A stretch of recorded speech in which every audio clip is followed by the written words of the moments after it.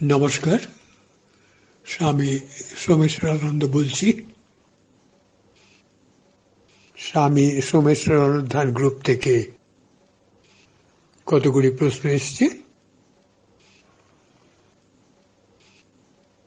আজকের প্রথম প্রশ্ন করেছেন জয়তী ব্যানার্জি, জলপাইগুড়ি থেকে। তার প্রশ্ন, প্রজ্ঞা শব্দটি আমাদের জীবনে কতখানি অর্থবহ, একটু বুঝিয়ে বললে ভালো হয়। জ্ঞানের অর্থ নলেজ, জ্ঞানের ইংরেজি নলেজ, আর প্রজ্ঞার ইংরেজি উইজডম। জ্ঞান আর প্রজ্ঞার পার্থক্য কি, এই নিয়ে আমরা গ্রুপের একটা প্রশ্নোত্তরে অনেক আলোচনা করেছি গত বছর। জ্ঞান, নলেজ স্টেপ বাই স্টেপ চলে, প্রতিটি স্টেপের মধ্যে একটা লিঙ্ক থাকে।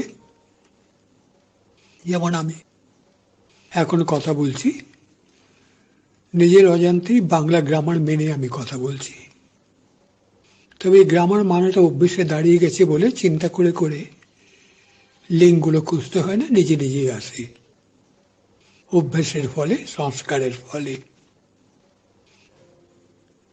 তা নলেজ, জ্ঞান স্টেপ বাই স্টেপ চলে, প্রজ্ঞা লাফিয়ে চলে। যেমন ইনটিউশন, সজ্ঞা, হঠাৎ মনে একটা ভাব উঠলো, চিন্তা উঠলো, পরে দেখা গেল সেটা ভুলে গেছে। যেমন হঠাৎ কারো চিন্তা মনে এলো, পরে দেখা গেল তার ফোন এসছে কিংবা চিঠি, বা তিনি নিজেই এসে গেছেন। মনের মধ্যে সাধারণ অবস্থায় প্রজ্ঞা ধরতে একটু অসুবিধা হয়, এটা সাধনা না হলে ধরা যায় না। তবে ইনটিউশনের মাধ্যমে একটুখানি আভাস পাওয়া যায়। এই যে কথা এখন বললাম, ইনটিউশন হঠাৎ মনের মধ্যে ওঠে। আর একটা আছে বিবেক। বিবেক লজিক করে না, বিবেক শুধু হৃদয়ের কথা বোঝে। বিবেক তো আপনার কনসাস, বুঝতেই পারেন কি ব্যাপার। প্রজ্ঞা শব্দটা সাধনা যারা বেশি করেন তাদের ক্ষেত্রে দেখা যায়। আর এগিয়ে ইংরেজি থেকে বলে ইলুমিনেশন। সাধনার মাধ্যমে এটা বোঝা যায়। এটা তো লজিক দিয়ে বোঝানো যাবে না, কারণ প্রজ্ঞা কোনো লজিক অনুসরণ করে না। পরের প্রশ্ন, গীতা ৬ষ্ঠ অধ্যায়ে শ্রী ভগবান যে অভ্যাস ও বৈরাগ্যের কথা বলেছেন মনকে নিয়ন্ত্রণের উপায় হিসেবে, সেখানে অভ্যাসের বিষয়টি বুঝলেও বৈরাগ্য বিষয়টি পরিষ্কার বুঝতে পারছি না। এ বিষয়ে যদি একটু আলোকপাত করেন। অভ্যাস ও বৈরাগ্য, আপনি বৈরাগ্য বিষয়টা বুঝতে চাইছেন। বৈরাগ্য মানে অনাসক্তি। আমরা বিভিন্ন ব্যাপারে আসক্ত, অ্যাটাচড হয়ে রয়েছি। নামের প্রতি অ্যাটাচড। যেমন আমার নামটা যদি কেউ একটু ভেঙে বলে, ব্যঙ্গ করে, আমার খারাপ লাগে। বাড়ির প্রতি অ্যাটাচড, সম্পত্তির প্রতি অ্যাটাচড, আত্মীয় বন্ধু বান্ধব এদের প্রতি আসক্ত। অ্যাটাচড থাকে। আবার রসগোল্লার প্রতি কেউ আসক্ত, কেউ মদের প্রতি আসক্ত, কেউ সিগারেটের প্রতি আসক্ত। তারা মনে করছেন, কেন আসক্ত হন? তারা মনে করেন ওরাতে আনন্দ আছে। সিগারেট যারা খান তারা খেয়ে আনন্দ পান, এবং তারা মনে করেন সিগারেট খেলে আনন্দ পাওয়া যায়, সিগারেটে আনন্দ আছে, এই জন্য তারা আসক্ত হয়েছে পড়েন। অবশ্য অভ্যেসের ফলেও সে আসক্তি বাড়ে। এখন সিগারেটে যদি আনন্দ থাকতোই, তাহলে তার স্ত্রী সিগারেটকে আনন্দ পাচ্ছেন না কেন? রসগোল্লায় চিনি আছে, মিষ্টি আছে, এটা যে রসগোল্লা ভালোবাসে আর ভালোবাসে না দুজনেই বলবে। কিন্তু আনন্দের ক্ষেত্রে সেটা হচ্ছে না কেন? এক একজন এক এক বিষয়ে আনন্দ পাচ্ছে কেন? মানে এটা একটা আত্মসম্মোহন, সেলফ হিপনোটিজম, নিজের অজান্তে। এইটাতে যতই সে বুঝতে পারবে যে যেটা সে ভাবছে সেটা তার কল্পনা, প্রজেকশন। সিগারেটে আনন্দটা তিনি প্রজেক্ট করছেন। মানুষ যাতে তিনি আসক্ত, তিনি প্রজেক্ট করছেন। তিনি আজকে তাকে ভাল লাগছে, কালকে নাও লাগতে পারে। সুতরাং আসক্তি একটা কাল্পনিক ব্যাপার। আর অনাসক্ত হচ্ছে এইটা যে বুঝতে পারে, তার অনাসক্ত সহজভাবে আসে। তিনি সত্যটাকে বুঝতে পারছেন। যেমন ঠাকুর বলেছেন, সংসারে সবাইকে নিয়ে থাকবে যেন তারা কত আপনার, কিন্তু মনে মনে জানবে তারা তোমার কেউ নয়। কেউ নয় মানে দুটি কারণে। এক, মানুষ যে কোনো সময় মারা যেতে পারে। যত বেশি আসক্ত হবেন তার প্রতি আপনার তত দুঃখ হবে। আর একটা হচ্ছে তার মন তো পাল্টে যেতে পারে। তা সেই জন্য বৈরাগ্য মানে হচ্ছে অনাসক্তি। বৈরাগ্য বিপরীত রাগ, রাগ মানে আসক্তি, ইনক্লিনেশন, ভালো লাগা, এর বিপরীত, অর্থাৎ নিউট্রাল অবস্থায় থাকা, এইটাই বৈরাগ্য।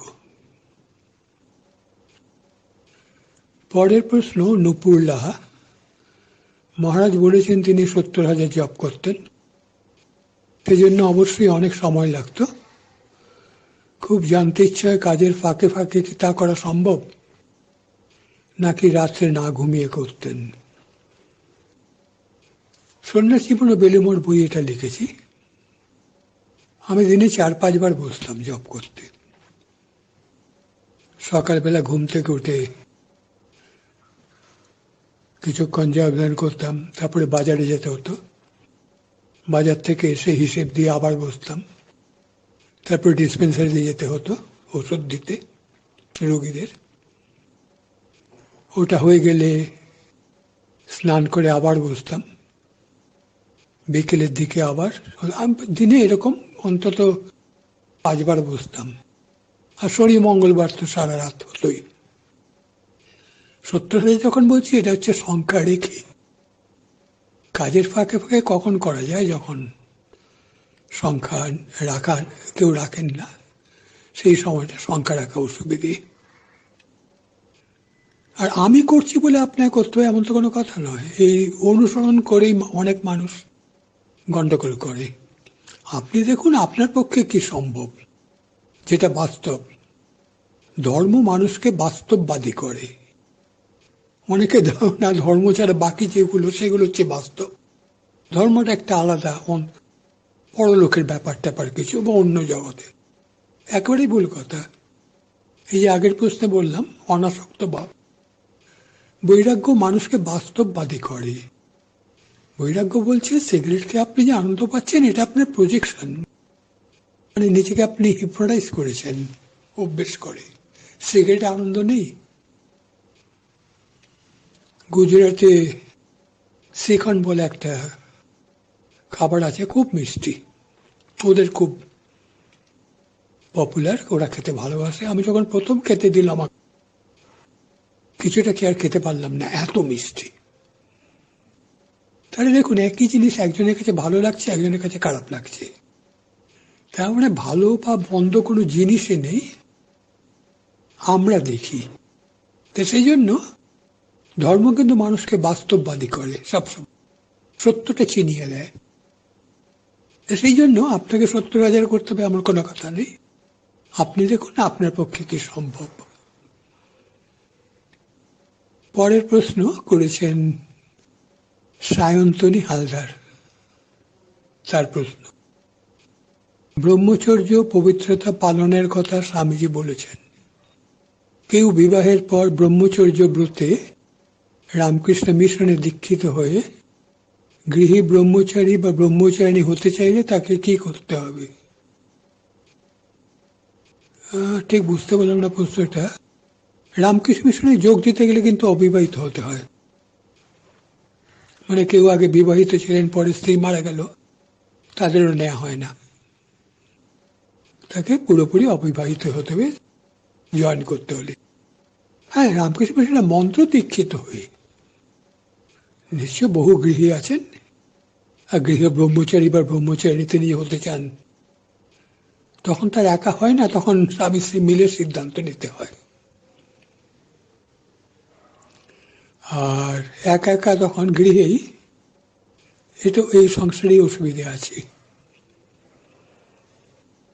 আর ব্রহ্মচারী মানে একটা হচ্ছে ব্রহ্মচারী ঈশ্বর চিন্তা করা, আর লিটারাল মিনিং আরেকটা হচ্ছে ব্রহ্মচারী কামভাবকে দূরে রাখা বা জয় করা। একবারে তো হবে না, এটা এটা ধীরে ধীরে করতে হয়, বহু সাধনার দরকার।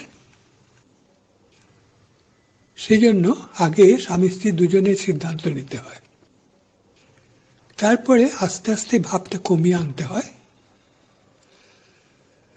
আগে মাসে 10 বার হলে এখন মাসে 8 বার, তারপরে মাসে মাসে, এইভাবে ধীরে ধীরে কমাতে হয়। এরপর প্রশ্ন করেছেন অপর্ণা দেবনাথ, অনেক ছোট বয়স থেকে পুজো পাঠ করতে ভালোবাসি, এখন অনেক সময় বাধার সম্মুখীন হই এবং সেজন্য খুব দুঃখ হয়। এই অবস্থায় কি করণীয়? এই আবার বাস্তববাদী আসে। এমন কোনো জীবন আছে, এমন কোনো সাধন আছে যেখানে বাধার সম্মুখীন হতে হয় না? বনে জঙ্গলে গিয়ে তপস্যা করলেও বাধার সম্মুখীন হতে হয়। নানান রকম পশু আছে, পাখির কিচিমিচি আছে, পিঁপড়ে আছে, বাধা তো থাকবেই, বাধাটা জীবনের অঙ্গ। এই জন্য রাগ করলে কি হবে? আর দেখুন বাধাকে কিভাবে জয় করবেন। কেউ বাধা দিচ্ছে সংসারে, কেউ করতে দিচ্ছে না, বা একা একা নির্জনে সময় পাচ্ছেন না, আপনি কি করে বাধাকে জয় করছেন সেটা আপনার উপর। শিলংয়ে দেখেছিলাম এক ভদ্রমহিলা রোজ 10:30 11 চলে আসতেন মন্দিরের সামনে, মন্দিরে 1 ঘন্টা বসে জপ করতেন। 12টায় মন্দির বন্ধ হয়ে যায়, ততক্ষণ তাকে একবার জিজ্ঞেস করছেন আপনি এই সময় আসেন? লোকে তো সকাল সন্ধে আসে। উনি বলে সকালে আমি একটু বসি, কিন্তু বেশি সময় পাই না, ছেলে মেয়েদের স্কুলে পাঠাতে হয়, তারপর স্বামী অফিসে যাবেন, আর 10টা নাগাদ সবাই বাড়ি থেকে চলে যায়, আমি তখন স্নান করে এখানে এসে জব করি। দেখুন তিনি কিভাবে সৃজনশীলতার সাহায্যে তার বাধাকে জয় করছেন। সুতরাং আপনাকে চিন্তা হবে কিভাবে আপনি বাধাগুলোকে জয় করবেন এবং কি ধরনের বাধা। তারপরের প্রশ্ন মধুরিমা চক্রবর্তী, অনুশীলন করে মন আগের থেকে অনেকটাই শান্ত, কিন্তু কোনো সিদ্ধান্ত নিতে গেলে অসুবিধা হয়। জীবনে ছোট বা বড় কোনো সংকল্প কিভাবে নিতে হয়? ছোট ছোট সিদ্ধান্ত নিয়ে শুরু করুন। সিদ্ধান্ত নিন, সব সিদ্ধান্ত সঠিক হয় না, ভুল হবে। আগে স্বীকার করুন যে জীবনে সাফল্য ব্যর্থতা দুটো আছে, দুটোই বাস্তব। জীবনে সুযোগ এবং বাধা আছে, এটা বাস্তব। বিজ্ঞান কি পড়ে? বিজ্ঞানে স্কুল লেভেলে হাইড্রোজেন, অক্সিজেন, আয়রন এগুলো পড়ছেন। প্রথমে কি বলে? ধর্ম, তার ভৌত ধর্ম কি? ফিজিক্যাল প্রপার্টিস, আর রাসায়নিক ধর্ম কেমিক্যাল প্রপার্টিস। মানে বস্তুটা কিভাবে ব্যবহার করছে সেটাকে বলে দেয়। সেরকমভাবে আমাদেরকে বুঝতে হবে জীবনটা কি। সুতরাং সিদ্ধান্ত নিতে গেলে ভুল হবেই। আগে যেখানে 80% ভুল হতো, সেই ভুলটাকে কমিয়ে আনা যায় 60%, এভাবে 50-40। আরেকটা হচ্ছে সিদ্ধান্ত নিতে হয়, সিদ্ধান্ত নিতে হয়, অসুবিধা হয় সব ভয়, যে আমি যদি ভুল সিদ্ধান্ত নিই, ভুল তো হবেই। অন্যের কাছে যে সিদ্ধান্ত চাইবেন সলিউশন, তিনিও তো ভুল সিদ্ধান্ত দিতে পারেন আপনাকে। যেমন ছেলে মেয়ে যদি সাধু হতে চায়, মা বাবা প্রত্যেক বলবেন না বাবা যেও না। মা বাবা নিজে রেগুলার যান মঠে, দীক্ষা নিয়েছেন, কিন্তু ছেলে মেয়ে যাবে না, ভুল সিদ্ধান্ত। সুতরাং ছোট ছোট সিদ্ধান্ত নিন, জোর করে নিন, ভুল হলেও নিন। করতে করতে করতে এইভাবে আরেকটু বড় সিদ্ধান্ত, আরেকটু বড় সিদ্ধান্ত। ভুল তো হতেই পারে। এই রিসেন্টলি একটা ঘটনা ঘটলো, এক ভদ্রলোক তার ছেলের জন্য মেয়ে দেখতে যাবেন, কথায় কথা আমাকে বলছেন ফোনে, হ্যাঁ একটি মেয়েকে আপনি 2-3 দিন দেখে বুঝে ফেলবেন, মেয়েটি কেমন সে তো বোঝা যাবে তার বিয়ের পর। বিয়ের আগে কি কখনো বোঝা যায় যে মেয়ে কেমন বা ছেলে কেমন? তবুও তাকে সিদ্ধান্ত নিতে হয়। কোটি কোটি মানুষ এভাবে সিদ্ধান্ত নিচ্ছে, অনেকে ভুল করছে সিদ্ধান্তে, তারপরে কি সিদ্ধান্ত নেব না? সেজন্য সাহস করে সিদ্ধান্ত নিতে হয়। তারপরে প্রশ্ন আসাম থেকে করেছেন জয়দেব পাল। জয়দেব বাবুর প্রশ্ন, দুবেলা নিয়মিত অন্তত 1 ঘন্টা করে জপধ্যান করি, লীলা চিন্তনের অভ্যাস করি, কিন্তু সাধনায় আনন্দ পাচ্ছি না। সাধন পথে কিভাবে আনন্দ পাবো যদি উপায় বলেন, খুবই উপকৃত হব। আপনি কি দীক্ষা নিয়ে করেছেন কিনা, দীক্ষিত কিনা আমি জানি না। আর এত তাড়াতাড়ি তো আনন্দ পাবেন না। অন্নময় কোষ থেকে শুরু করেছেন আপনি, উত্তরণ হতে হতে প্রাণময়, মনময়, বিজ্ঞানময়, তারপরে আনন্দময় আসে। সুতরাং করে যেতে হয়। একটা মজার উদাহরণ দিই, যারা সিগারেট খান তাদের জিজ্ঞেস করবেন তো প্রথম দিকটা কেমন ছিল যখন তারা শুরু করেছেন, তারা বলবেন হ্যাঁ খেতে ভাল লাগতো না, কাশি হতো, কিরম কিরম ভাব হতো, খুব খারাপ লাগতো, কিন্তু তারা খেয়ে গেছেন, খারাপ লাগলো। খেয়ে খেয়ে খেয়ে খেয়ে কয়েক বছর বাদে এমন অবস্থা হলো এখন না খেলে মুশকিল। সাধন ভজনও তাই, প্রথম প্রথম খারাপ লাগেই, যত বড় কাজ তত খারাপ লাগবে। অফিসে কি আপনার রোজ যেতে ভাল লাগে? আর বাড়িতে সবসময় থাকতে? ভালো মন্দে হবে, আর সাধনে আনন্দে করে যেতে হয়। তার আগে একটা কথা, আপনি জপধ্যান করছেন কেন, লক্ষ্যটা ঠিক আছে কিন্তু দেখুন। সাধন ভোজন অনেকে অনেক কারণে করে, আর লীলা চিন্তনের অভ্যেস করি, সাধনায় আনন্দ পাচ্ছে না, সাধনায় বসার আগে কিছুক্ষণ নয় লীলা চিন্তন করুন, কি এসে যায়। তারপরে সাধনা করুন। সাধনা প্রথম দিকে যান্ত্রিক হয়, কিন্তু কষ্ট করে করতে হয়। যেমন বাচ্চা ছেলে পড়তে ভালোবাসে না, আপনার ছেলে যদি বলে পড়তে ভাল লাগছে না, আপনি কি বলবেন? ভালো লাগুক না লাগুক পড়তে হবে। তা সেই রকম সাধনায় তো প্রথম দিকে আনন্দ পাওয়া যায় না, যদি না পূর্বজন্মের প্রচুর প্রচুর সংস্কার না থাকে, সেটা আলাদা কথা। চেষ্টা করে যেতে হয়, করতে করতে কয়েকটা স্টেজ আছে, নানান স্টেজ। আর সাধনায় আনন্দ না পেরে যে এগুচ্ছেন না তার কোনো মানে নেই। একটা ভিডিও আছে ইউটিউবের, এই অনুধান গ্রুপের, 7টা মাইলস্টোন বলা হয়েছে, আপনি একবার দেখে নিন।